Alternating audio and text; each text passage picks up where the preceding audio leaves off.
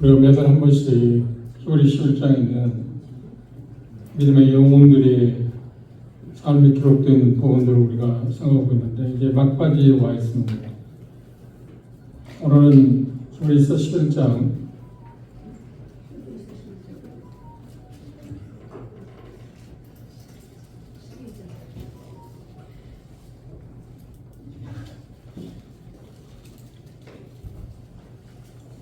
30절에서 34절에 있는 말씀까지 보겠습니다. 32절부터 보겠습니다. 히브리서 11장 32절, 33절, 34절 함께 읽을까요? 다 같이 찾았으면 32절부터 읽겠습니다. 시작. 내가 무슨 말을 더하리요? 기드온, 바락, 삼손, 입다, 다윗과 사무엘과 및 선지자들의 일을 말하려면 내게 시간이 부족하리로다. 저희가 믿음으로 나라들을 이기기도 하고 의를 행하기도 하며 약속을 받기도 하며 사자들의 입을 막기도 하며 우리의 세력을 면하기도 하며 칼날을 피하기도 하며 연약한 가운데서 강하게 되기도 하며 전쟁의 용맹이 되어 이방 사람들의 진을 물리치도 하며 그랬습니다. 3, 4절 보았습니다. 지난달에 말씀을 드린 것처럼 사사들의 믿음에 대해서, 기드온의 믿음에 대해서 생각해 봤습니다. 그런데 이 사사들에 대해서 히브리 저자는 이야기하면서 기드온, 바락, 삼손, 입다, 다윗, 사무엘과 및 선지자들의 일을 말하려고 하면 시간이 부족하다. 똑같습니다. 그래서 그 부분은 여러분들이 나오는 인물들이 사사기에 나오거나 사무엘상하에 나오는 그런 내용들을 보시면서 그들이 믿음으로 어떤 일을 했을까 하는 것을 여러분들이 한번 찾아보시길 바랍니다. 그리고 오늘은 믿음이 성취한 것들에 대해서 히브리서 11장 33절에서 34절에 있는 말씀을 내용으로 생각해 보겠습니다. 여기 내용을 보면 믿음이 성취한 것들이 무엇인가에 대해서 9가지 열매들에 대해서 나왔습니다. 마치 갈라디아서 5장에 보면 성령님의 열매에 대해서 9가지 열매에 대해서 기록해 왔는데 여기 히브리 저자는 믿음의 열매, 믿음이 어떤 것을 성취했는가에 대해서 9가지로 언급을 해 놓았습니다. 그런 쪽을 우리가 한번 생각하고 도움을 받으면 좋을 거라고 생각합니다. 어떤 분은 이 내용에 대해서, 그러니까 히브리 11장 33절에서 34절에 믿음이 성취한 것들에 대해서 이야기할 때 이렇게 말하기도 했습니다.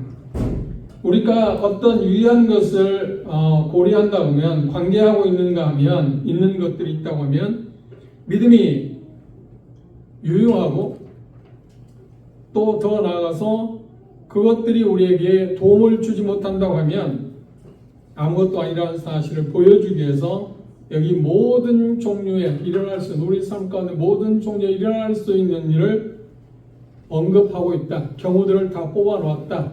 그래서 그것을 몇 가지로 집약해 놨다고요? 9가지로 지금 말하고 있습니다.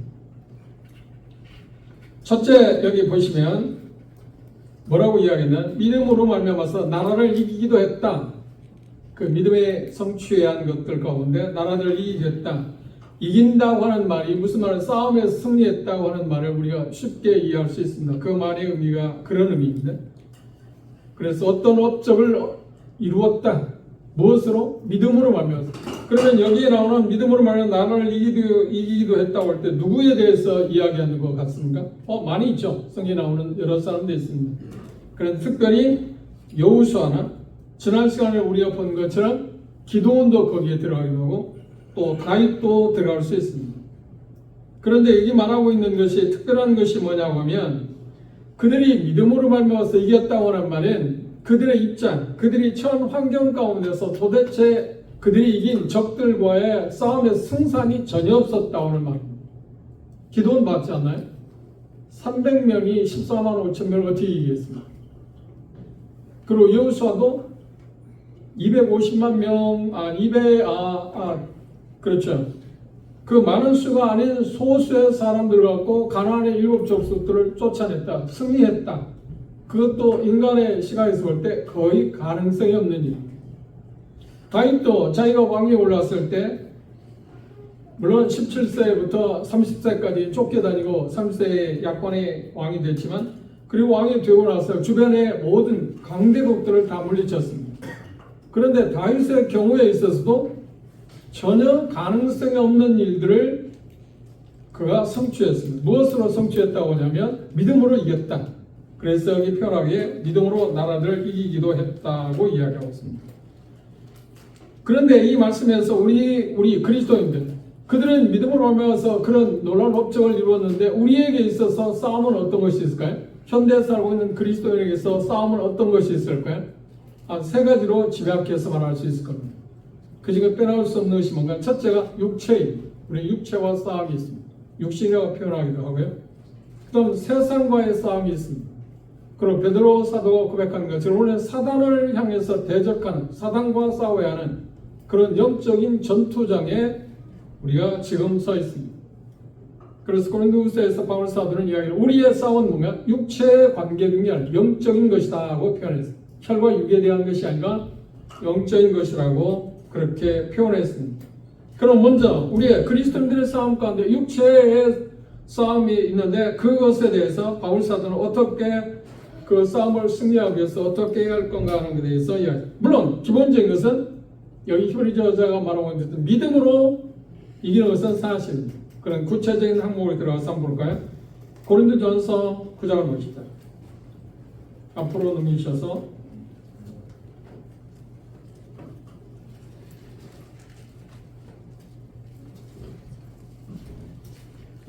바울 사도는 이렇게 우리에게 자신의 삶에 대해서 이야기하면서 표현했습니다.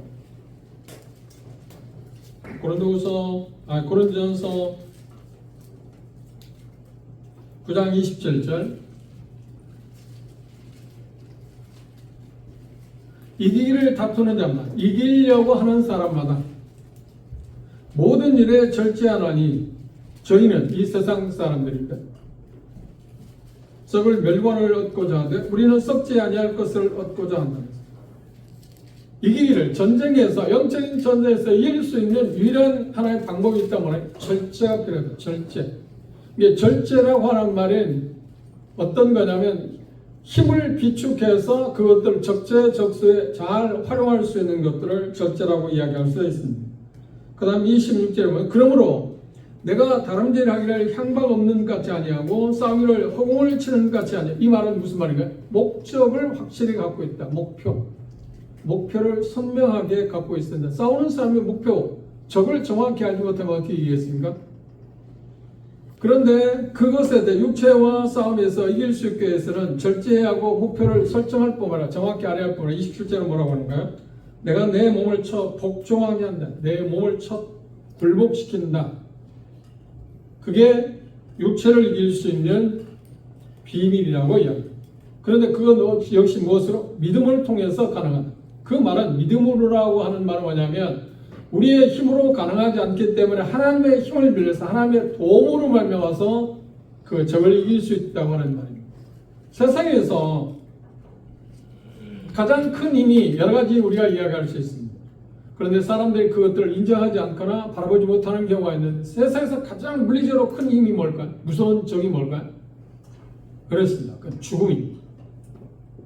죽음보다 무서운 힘이 없습니다. 왜냐하면 그 죽음 앞에서 그 누구도 피할 수 있는 사람이 없기 때문에. 그리고 이건 비참한 일입니다.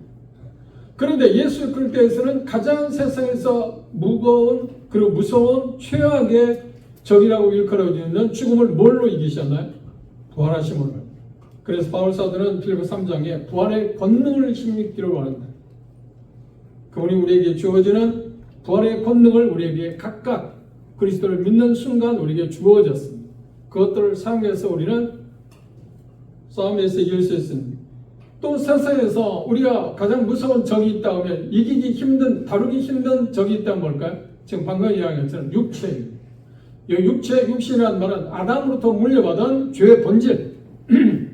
그것들을 이길 수 있는 사람은 아무도 없습니다. 이게 정말 무서운 적입니다.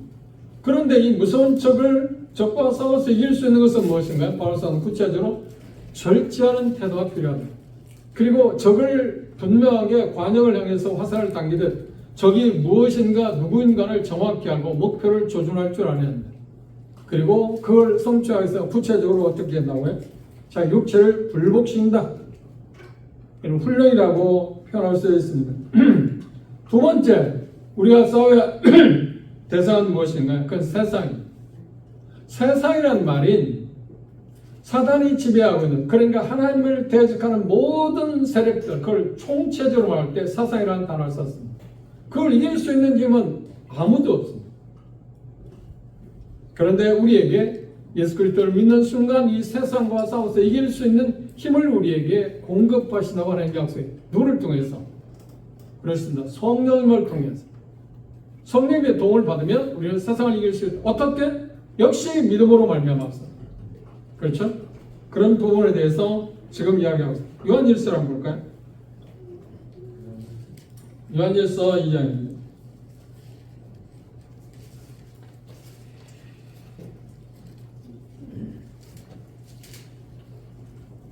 요한일서 2장 15절을 보시면 이 세상이나 세상에 있는 것들을 사랑치 말라.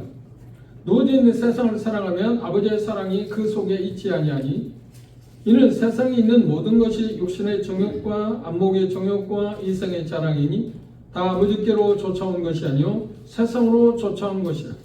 이 세상도 그 정욕도 싫어하되 오직 하나님의 뜻을 행하는 이는 영원히 간다.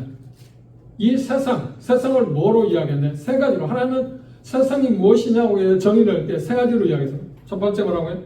육신의 정욕, 안목의 정욕, 이생의 자랑이라고 표기했습니다. 그것들을 이길 수 있기 위해서는 여전히 우리에게 믿음이 필요하다고 이야기합니다. 세상을 이기면 이것이니 뭐라고요?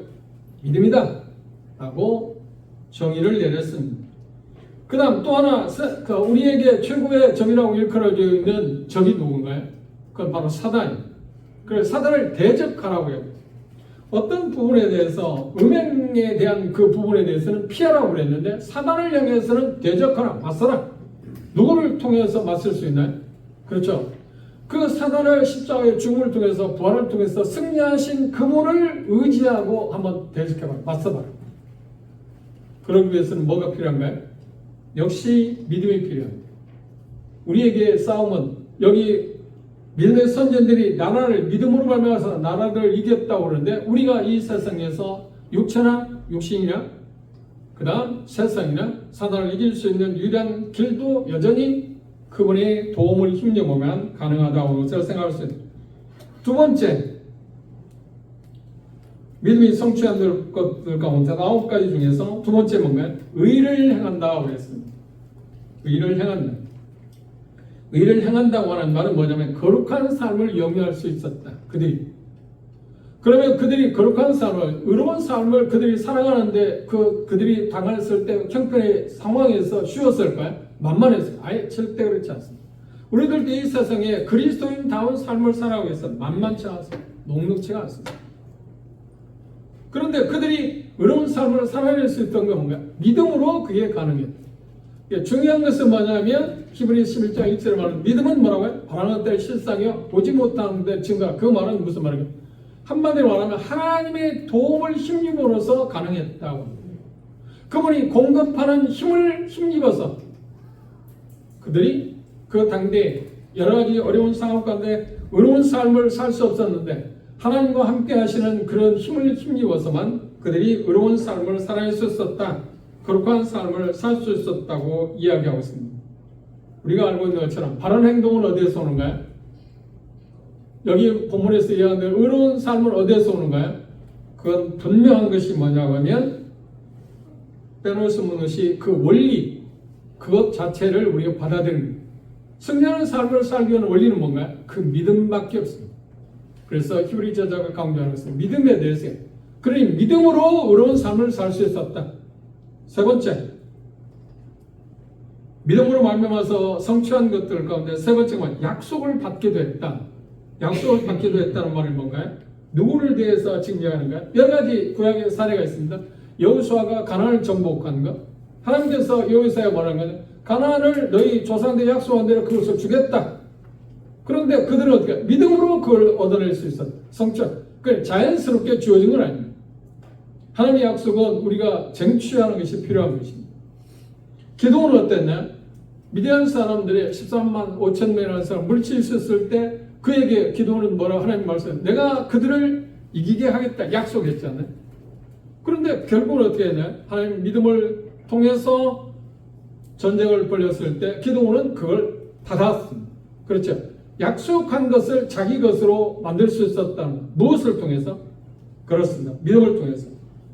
다윗에게 15, 16세에 그가 왕이 될 것을 하나님 말씀하셨습니다. 그리고 그의 기름 부음을 했습니다. 그런데 그가 믿음으로 여러 가지 시련과 어려움 가운데 있었으면 불구하고 믿음을, 하나님을 신뢰하는 믿음 가운데 있을 때 그는 어떻게 돼요? 결국 그 약속을 받았다. 그 말은 뭐예요? 그가 왕이 될 수 있었다고 하는 거예요. 그 외에도 많은 사람들을 이야기할 수 있습니다. 그들에게도 동일하게 그 약속을 받아낼 때 쉬운 환경이 아니었지 않나요? 자연스럽게 얻어낼 수 있는 게 아니었습니다. 어려운 환경.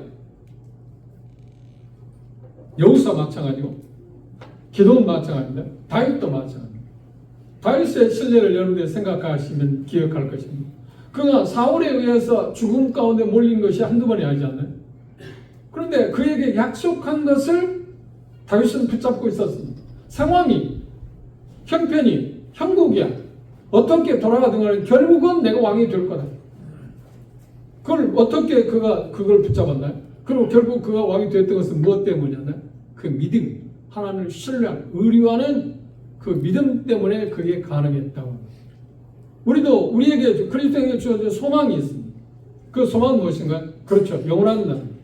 그것을 우리가 얻게 될 것이다. 그 약속한 것을 우리가 여기 말하고 있는 것처럼 얻게 될 것입니다. 약속을 얻게 될 것입니다.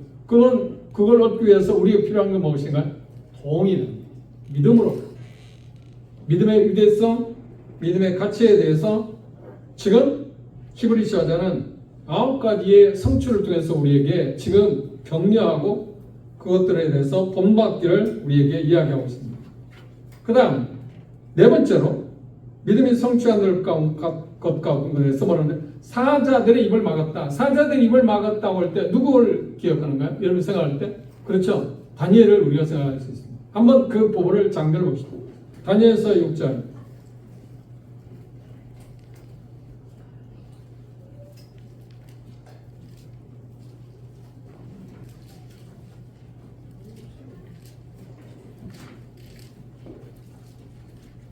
다니엘서 6장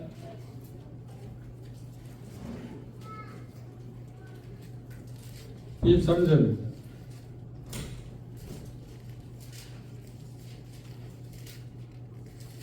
다리오 왕이 말합니다. 왕이 심히 기뻐서 명하여 다니엘을 굴에서 올리라 하며 그들이 다니엘을 굴에서 올린즉 그 몸이 조금도 상하지 아니하였으니 이는 사자 입에서 구출받은 겁니다. 그 원인이 뭐냐 할 때 그가 자기 하나님을 의뢰했다, 신뢰했다, 믿었다. 이건 가능한 일이 아니잖아요. 그리고 다니엘을 죽이려고 했던 사람들을 당장에 사자굴에 넣었을 때는 다니엘을 보호했던, 다니엘을 해치지 못했던 사자들을 그 적들을 순식간에 뼈도 남기지 않고 삼키고 말았어요. 그런데 이 질문에서 답해서 다니엘을 하나님께서 사자굴에서 건지신 모습을 뭐라고 이야기하냐면 그가 자기가 믿은 그 하나님을 신뢰했다, 의뢰했다. 믿음 때문에, 믿음으로 말미암아서 믿음이 우리에게 주는, 그러니까 지금 다양한 것을 이야기하고 있지 않나요? 그리고 다양한 사람들이 다양한 환경 가운데 처한 입장들이나 그런 환경들이 다양했지만 그런 가운데서 동일하게 공통분모인 믿음으로 말미암아서 승리할 수 있었다. 무엇이고 얻어낼 수 있었다. 자기 손에 그걸 줄 수 있었다. 이야기하고 있습니다. 그 다음 다섯 번째, 불의 세력을 멸하게 됐다. 불의 세력을 멸했다고 하는 말은 다니엘서 3장 앞에로 돌아오셔서 다니엘의 세 친구에 대한 이야기입니다. 그뿐만 아니라 그 위에도 수없는 것들을 우리가 생각할 수 있습니다. 그러나 문자적인 의미에서는 여기 다니엘의 세 친구에 대한 이야기입니다. 사드락, 메삭, 아벳느고에 대해서 이야기했습니다. 본문을 한번 보실까요? 다니엘 3장 15절 먼저 보십시오. 이제라도 너희가 느부갓네살 왕이 새 친구에게 그렇게 말한다. 금신상에 절하지 않았다는 이유 때문에 언제든지 나팔과 피리와 수금과 사면금과 양금과 생황과 및 모든 악기 소리를 듣거든 내가 만든 신상 앞에 엎드려 절하면 좋거니와 너희가 만일 절하지 아니하면 즉시 너희를 극률이 타는 풀무 가운데 던져 넣을 것이니 그 말을 주목해 보시오. 능히 너희를 내 손에서 견뎌낼 신이 어디 있겠느냐? 어떤 신이 있겠느냐? 그들을 위협합니다. 그런데 세 사람은 뭐라고 하는가? 16절 사드락 메삭 아벳느고가 왕에게 대답하여 가로되 느부갓네살 왕이여 우리가 이 일에 대하여 왕에게 대답할 필요가 없나요? 만일 그럴 것이면 무슨 말인가요? 풀무불에 던진다 할지라도 왕이여 우리가 섬기는 우리 하나님이 우리를 극렬히 타는 풀무 가운데서 뭐라고요? 능히 건져내시겠고 왕의 손에서도 건져내시리라. 이 위대한 선언을 했습니다. 그리고 결과는 어떤가요? 한번 넘겨보시면 뒤로 쭉 넘어보시면 27절 주목해 보십시오. 방백과 수령과 도백과 왕의 무사들이 모여 이 사람들을 본즉 불이 능히 그 몸을 해하지 못하였고 머리털도 거슬리지 아니하였고 고이 빛도 입었던 옷입니다. 변하지 아니하였고 불탄 냄새도 없었더라. 그래서 느부갓네살은 뭐라고 하는가요? 28절에 느부갓네살이 말하여 가로되 사드락 메삭 아벳느고의 하나님을 찬송할지로다. 그가 그 사제를 보내사 자기를 의뢰하고 이 새 친구가 사자굴에서 건짐을 받은 불에서 건짐을 받은 원인을 뭐라고요? 그 하나님을 의뢰했다. 믿었다. 누가 말한가요? 그들을 풀무불에 집어넣어서 죽이려고 했던 왕이 그렇게 말하고 있잖아요. 그 하나님을 의뢰했다 그랬습니다. 그리고 그 몸을 버려서 왕의 명을 거역하고 그 하나님 밖에는 다른 신을 섬기지 아니하며 그에게 절하지 아니한 종들을 권하셨다. 새 친구를 불 가운데서 불의 세력을 멸했다, 이겼다, 승리할 수 있었다. 이유가 뭐라고요? 그들이 하나님을 의뢰한 신뢰, 믿음 때문이었다고 합니다. 이 본문은 다니엘 새 친구에 대한 이야기도 하지만 우리에게 있어도 마치 불의 세를 이긴다고 할 때 불의 세는 어떤 것인가? 문자적인 의미에서는 지금 다니엘의 새 친구가 풀무불 가운데서 건짐을 받는 것입니다. 그러나 영적인 의미에서는 우리에게도 어떤 무서운 불의 세력이 있나요? 그건 한마디로 말하면 여러 가지로 이야기할 수 있는데 몇 가지로 생각해 볼 수 있습니다. 그건 어떤 것인가? 에베소 6장 6절에 보면 사단이 우리를 무너뜨리기 위해서 사용하는 화전, 불화살 그것들을 우리도 여전히 믿음으로 이길 수 있습니다. 불의 세력 가운데 하나입니다. 그것도 그렇죠? 영적인 의미에서 그렇습니다. 그리고 베드로전서 1장 7절에 보면 우리가 그리스도인으로서 삶을 사는데 이 세상에 다른 여러 가지 시련들이 있습니다. 그 시련들을 말하는 불같은 시련이라고. 불같은 시련. 그래서 거기 건물 받는다는 말은 무슨 말인가요? 의역한다고 하면 우리도 불의 세력을 멸한 사람, 불의 세력에서 건짐을 받는다고 이야기할 수 있습니다. 그건 역시 무엇으로 가능하다고요? 여전히 믿음으로만 가능하다고 이야기합니다. 그 다음 여섯 번째로 믿음이 성취한 것 가운데서 여섯 번째가 뭐라고 하냐면 칼날을 피하기도 했다. 칼날을 피하기도 했다는 말은 어디에 있냐면 어떤 것을 지금 이 히브리 저자는 이야기하고 있냐면 여러 성경에 나오는 모습인데 그것들 가운데 하나를 찾아보겠습니다. 사무엘상을 한번 볼까요?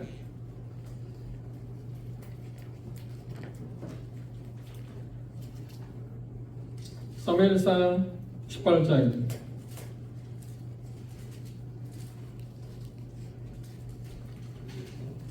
사무엘상 18장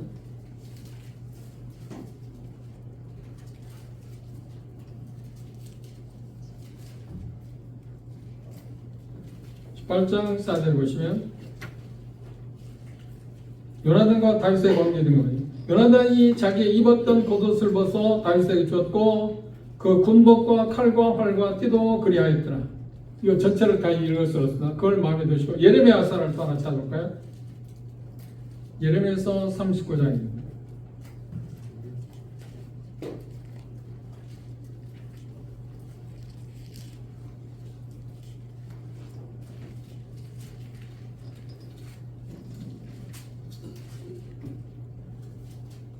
예레미야 39장 15절을 보겠습니다. 예레미야가 시위대 뜰에 갇혔을 때 여호와의 말씀이 그에게 임하기를 가라사대 너는 가서 구스인 에베멜렉에게 말하기를 만군의 여호와 이스라엘 하나님의 말씀에 내가 이 성에 재앙을 내리고 복을 내리지 아니하리라 한 나의 말이 그날에 내 목전에 이루리라.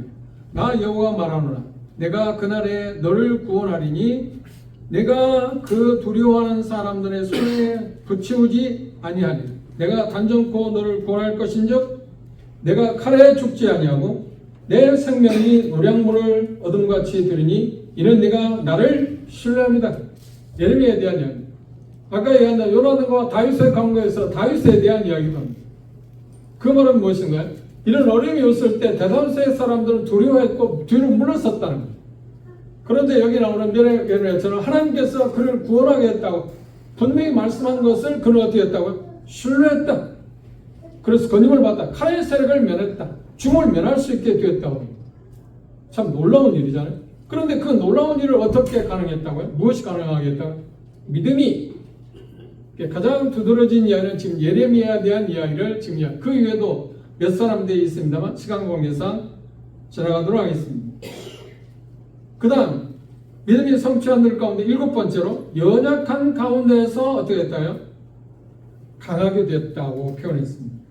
이건 뭘 이야기할까요? 누구에 대한 이야기일까요?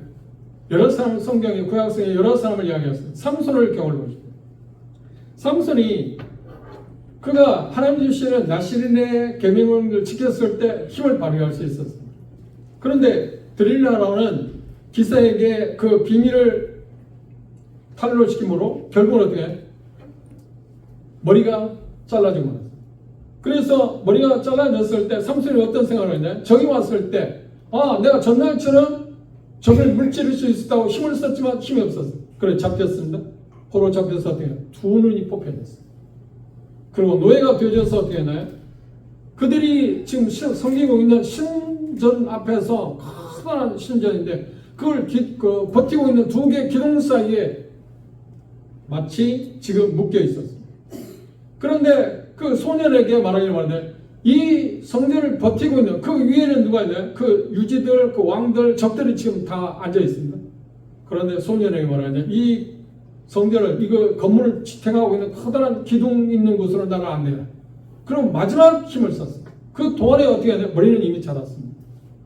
약한 가운데서도 여기 표현하고 있는 것처럼 어떻게 뭐를 했다고요? 그 연약한 가운데서 강하게 되었다. 마지막. 그래서 생전에 죽인 사람에 비해서 죽으면서 죽인 사람이 어때요? 훨씬 많았다.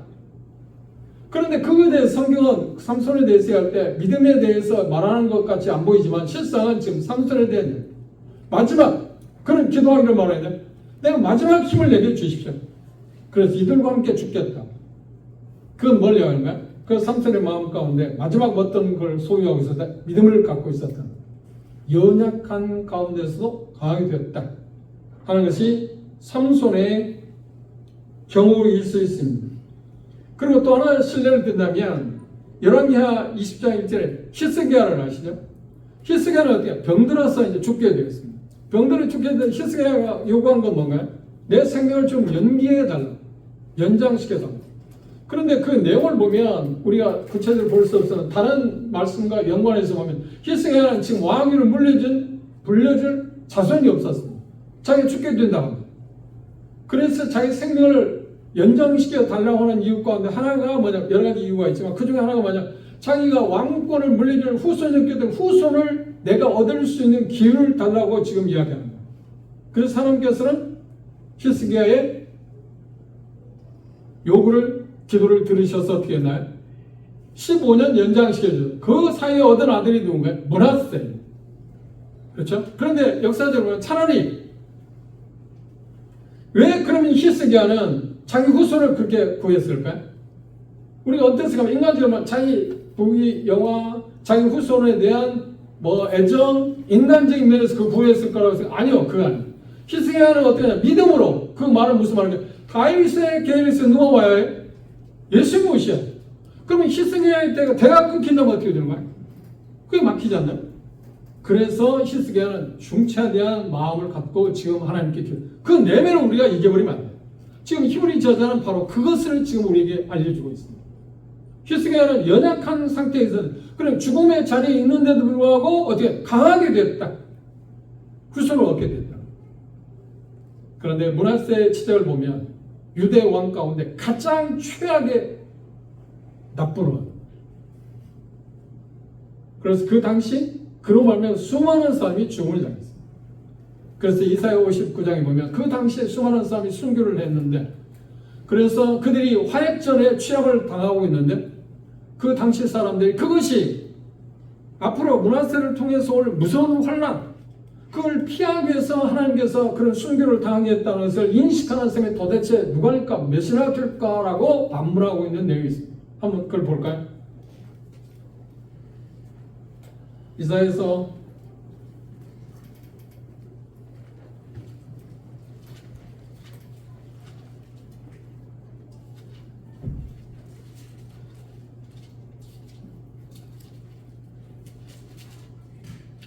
57장입니다. 57장 내용은 지금 므낫세 치적 당시에 있었던 일들에 대해서 지금 이야기하고 있습니다. 50장 1절을 보면 의인이 죽을지라도 마음에 두는 자가 없고 그렇죠? 그 다음 자비한 자들이 죄악감을 당할 입을지라도 그의 의인은 화액이라면 엄청난 앞으로 올 어마어마한 무시무시한 그런 환난 고통이 때가 오는데 그 전에 죄악감을 입은 것인 줄을 깨닫는 자가 누가 있겠느냐. 그럼 이 당시의 일이 뭔가요? 지금 므낫세에서 자행된 포악 무서운 일. 그런데 그들이 므낫세에서 죽음을 당한 것에 비해서 앞으로 올 것은 더 엄청난 몇백 배 고통스러운 일이 올 것이기 때문에 므낫세에서 죽음을 당한 것이 오히려 차라리 나았다. 그것을 바라보고 그것에 대해서 감사할 수 있는 누가 있느냐? 그런 시선을 갖고 있는 사람이 누가 있냐고 지금 이야기하고 있습니다.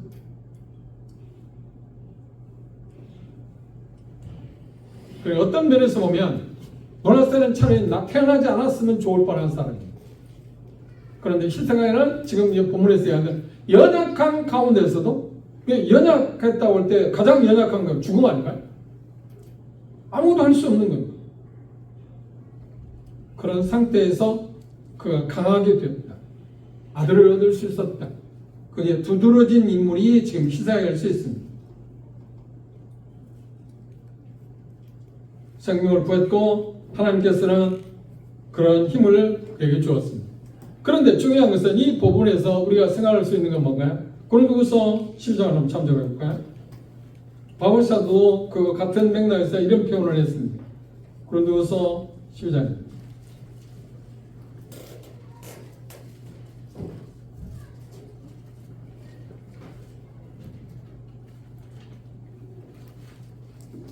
10절 우리가 잘 기억하고 있는 말씀일 수 있습니다.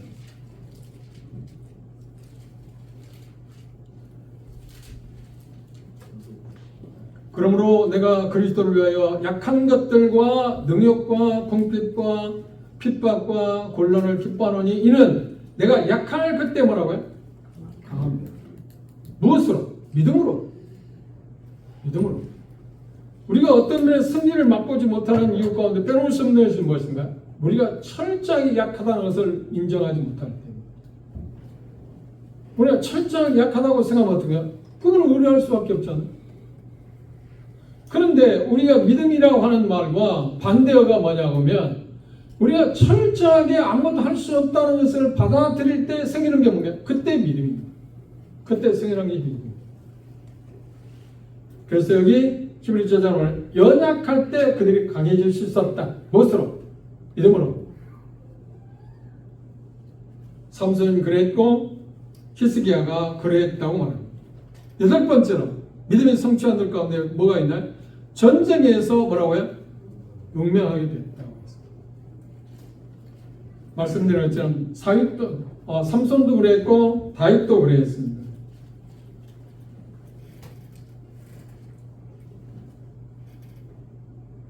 적들 앞에서 그들은 절대 주눅들지 않았습니다. 다윗의 예를 보죠. 골리앗과 그의 싸움은 16세, 17세 소녀입니다. 그럼 전쟁의 경험도 없습니다. 단 그가 사울에 나가서 뭐라고 이야기했나요? 사무엘상 10절에 뭐라고 그래? 내가 평소에 양을 지킬 때 우리 아버지 이세 양을 지킬 때 곰이나 이리가 와서 양을 해치려고 할 때 어떻게 했다고요? 물매를 통해서 그것들을 묻히는 경우가 있다. 그렇다 인간적인 이 골리앗 거대한 마치 커다란 태산과 같은 사람을 싸워본 경험들 처음 보는 경험 아닌가요? 입장 아닌가요? 그런데 내가 그 여호와 하나님을 의지하고 가겠다. 여호와 하나님을 의지하고. 그게 다윗의 고백 아닌가요? 그러게 전쟁에서 용맹했다고 하는 표현을 했습니다. 어떻게? 그런 믿음으로. 자기가 무슨 그런 힘이 있었나요? 자기가 아무리 물매를 잘 던지는 사람일지라도 그게 가능성이 있는 게 아니다. 근데 하나님을 믿는 믿음으로 말미암아서 그런 전쟁에서 용맹스러웠다고 이야기하고 있습니다. 여호사도 마찬가지고 믿음의 사람들, 구약의 많은 사람들이 그런 태도를 취한 경우가 많이 나와 있습니다. 마지막 믿음의 성취함과 빼놓을 수 없는 게 뭐냐? 이방 사람들의 진을 물리치기도 했다. 비슷한 것처럼 보입니다. 그런데 여기서는 여호수아서 10장을 한번 참조해 봅시다.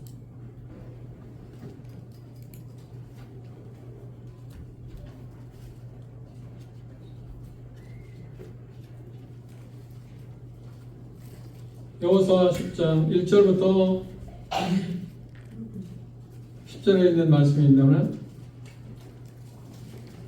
기본 거민하고 아무리 다사도왕하고 지금 싸워야 할 그런 문제가 벌어졌습니다. 그런데 8절에 보시면 여호수아가 모든 군사와 용사로 더불어 길갈에 올라가니라. 그때입니다. 여호와께서 여호수아에게 이르시되 뭐라고 해요? 그들을 두려워 말라. 그들을 두려워 말라. 엄청난 적군이. 그런데 하나님 말씀하는 그들을 두려워 말라. 그리고 뭐라고 하는가? 내가 그들을 내 손에 붙였으니 그들 한 사람도 너를 당할 자가 없을 거다. 그래서 여기 나오는 것처럼 야로 태양이 머물게 돼. 역사적 전무후무한 일이 벌어졌어요. 그런데 그 일을 적을 섬멸하는데 해가 지기 때문에 여호수아는 하나님 기도할 말 해가 지지 않도록 해를 좀 붙잡아 달라고 기도한 거죠. 그런데 그 기도에 사람이 들으셨다고 해요. 제가 가지고 있는 그 자료에 의하면 특별히 나사에서 우주선을 쏘아 올리면서 시간을 측정할 때 그대로부터 시간을 측정하는 어떤 기기가 있는 거예요. 우리나라도 얼마 전에 어젠가 그저께 그 유성을 쐈지 않나요? 그때 제가 여러분도 방송에서 봤겠지만 뭘 했나요? 지금 현재 공중에 다니는 유성도 측정하고 모든 상황하고 가장 적합한 때 쏘아올리기 위해서 성공했다고 합니다. 그런데 나사에서 과학자들 꽤 오래전에 계산을 했는데 어떤 계산을 나왔냐면 컴퓨터에서 계산했는데 하루가 없어졌다. 24시간이 없어졌다. 그럼 24시간이 없었는데 24시간 언제 없었는지 모르잖아요. 그런데 그 나사의 과학자들 한 사람이 크리스찬이 있는데 그거 말해 성경에 태양이 잠시 머물렀다는 때가 있다. 그리고 히스기야 좀 전에 얘기했지만 히스기야가 죽음 가운데 있을 때 살려주겠다는 표로 옛날에 해시계 있잖아요. 그 앞으로 돌아가던 시계를 앞으로 빨리 올라가게 하는 게 아니라 올라갔던 건 15도 뒤로 후퇴시키는 일을 하게 해달라는 일이 있습니다. 그걸 계산하니까 정확히 24시를 찾아냈다는 그런 이야기가 있습니다. 그 과거에서 찾아내는 것입니다. 그런데 이 전무후무한 일을 누가 했다고요? 기드몬이 연합국을 묻지를 위해서 그랬대요. 그런데 여기 표현하기를 뭐라 해야 돼? 이방인들과 싸워서 승리할 수 있었다. 무엇으로? 하나님이 약속했잖아요. 내가 그들을 네 손에 붙이겠다. 그걸 믿었습니다. 믿음으로 말미암아서 이렇게 상상할 수 없는 일을 성취할 수 있었습니다. 다시 본문으로 돌아갑시다. 이제 히브리서 11장 결론적인 부분을 우리가 보고 마치겠습니다.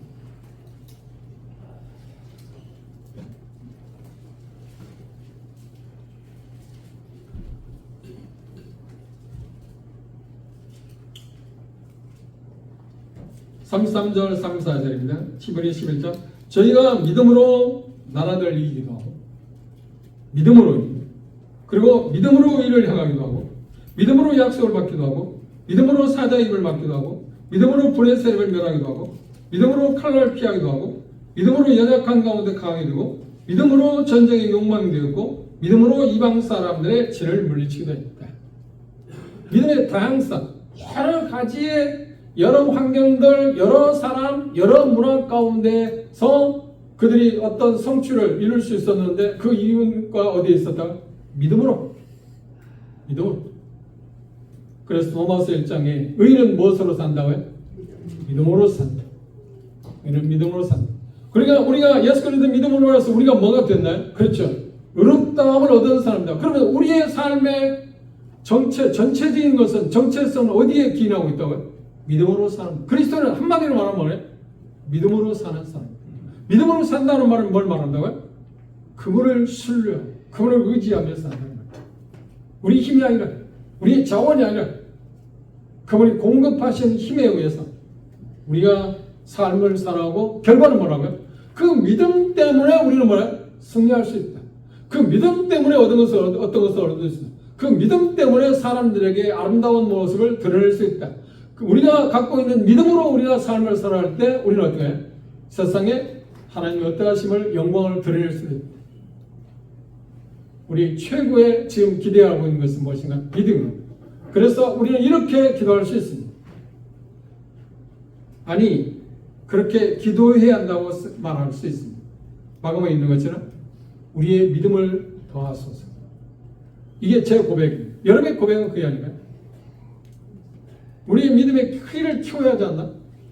그런데 이 믿음의 크기를 키우기 위해서 어떻게 해요? 우리는 훈련이라고 해요. 우리가 어떻게 해서 성취하기 위해서 삶에 나가서 조금씩 진보를 가져오는 것이 한꺼번에 어떤 목표에 딱 도달하는 것은 아니에요. 신앙은 그렇지 않나요? 그래서 매 순간 매일매일 우리는 시행착오도 하고요. 믿음으로 삶을 사는데 우리는 어떤 경우에 실패하기도 해요. 그런 가운데서 우리는 조금씩 우리의 믿음을 키우고 그래서 결국은 우리는 어떤 생각을 하면 삶을 살면서 믿음이라는 것이 이런 놀라운 일을 성취하는 이 믿음이라는 것이 이런 일 여기까지 이르게 하는 것이라는 것을 우리는 조금씩 경험하고 있지 않나. 그 일에 대해서 믿음 우리 앞에 닥치는 그런 장애물들 그것들이 어떤 것인지 우리가 알 수 있는 거 아니에요. 그걸 언제 올지도 모릅니다. 그래서 야고보서들은 그렇게 표현했습니다. 그것들에 대해서 우리가 모르기 때문에 우리 필요한 것은 지혜를 구해야 돼. 지혜란 말은 무엇인가요? 야고보서 1장에서 말하는 지혜는 물론 문맥에 따라 지혜가 여러 가지 표기가 다를 수 있습니다. 근데 야고보서 1장에서 말하는 지혜가 부족하도 후히 주시고 꾸짖지 않는 그분에게 구하라고 할 때 1절 6절에서 말하는 지혜는 모든 것을 하나님의 시선으로 볼 수 있는 힘, 그걸 지혜라고 해요. 우리에게 믿음으로 산다는 말은 무엇인가요? 그렇죠. 모든 것들을 우리가 하나님의 시선으로 볼 수 있어야 합니다. 우리가 지금 당하고 있는 어떤 시련들, 질병이든 뭐든 간에 어떤가요? 결국은 어떤가요? 하나님의 허용하심이 것이 우리에게 주어진 거 아닌가요? 우리를 단련하시기 위해서, 우리를 성숙시키기 위해서, 하나님의 영광을 드러내기 위해서 우리가 허락한 것들, 그것들을 볼 수 있는 지혜가 필요합니다. 그런데 그 지혜, 그 믿음 어디가 순간적으로 올 수 있는 게 아니에요. 그렇죠. 우리는 수많은 시행착오, 우리의 연약함이라는 있기 때문에 그것들을 극복할 수 위해서 우리는 계속해서 부딪혀 봐요. 그리고 그것들 부딪힐 때 주저앉을 필요도 없고 그렇다고 해서 거기에 머무를 수도 있어서 그냥 부딪히고 한번 덤벼보는 것입니다. 그리고 넘어질 수도 있습니다. 실패할 수도 있습니다. 아이쿠하고 고통을 느낄 수도 있습니다. 그런데 그걸 반복하면서 우리는 힘을 배양할 수 있지 않나요? 그래서 하나님께 그렇게 우리가 기도합시다.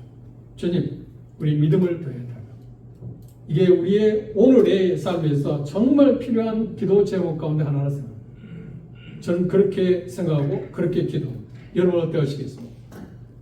제게도 믿음을 더해달라. 그래서 믿음으로 말미암아 믿음의 선진들이 승리하고 약속을 얻고 어떤 것을 9가지 열매를 우리가 본 것처럼 그런 상황에 어떤 상황이 온다처럼 우리도 승리해서 성취하는 삶을 살 수 있기 위하여 우리가 필요한 건 뭐라고요? 믿음입니다. 그래서 그렇게 기도합시다. 우리에게 믿음을 더해라. 기도합시다.